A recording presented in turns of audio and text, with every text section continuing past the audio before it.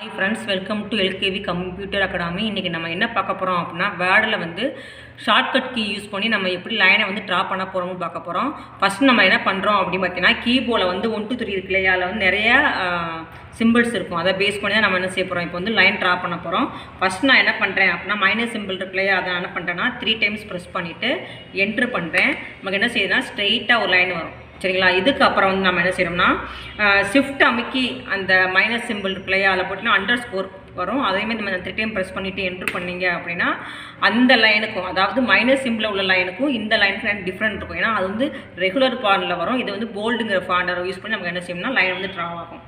இதுக்கப்புறம் என்ன இருக்குது அப்படின்னு பார்த்தீங்க அப்படின்னா ஸ்டார் யூஸ் பண்ணலாம். 3 டைம்ஸ் ஸ்டாரை யூஸ் பண்ணிவிட்டு என்டர் பண்ணணும் அப்படின்னா நமக்கு என்ன செய்யணும், மாதிரி டாட் மாதிரி என்ன செய்யணும், ஒரு லைன் வந்து ட்ரா ஆகும்.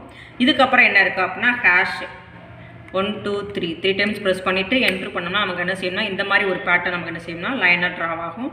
இதுக்கப்புறம் என்ன செய்யணும்னா 3 ஈக்குவல் போட்டுட்டு என்டர் பண்ணணும் அப்படின்னா நமக்கு என்ன செய்யணும்னா இந்த மாதிரி ஒரு, அதாவது டபுள் லைன் உள்ள லைன் வந்து ஒரு ட்ரா ஆகும். இதே மாதிரி நீங்கள் நிறைய தெரிஞ்சுக்கணும் அப்படின்னா நம்ம LKV கம்ப்யூட்டர் அகாடமியை வந்து காண்டாக்ட் பண்ணுங்கள். தேங்க்யூ ஃபார் வாட்சிங்.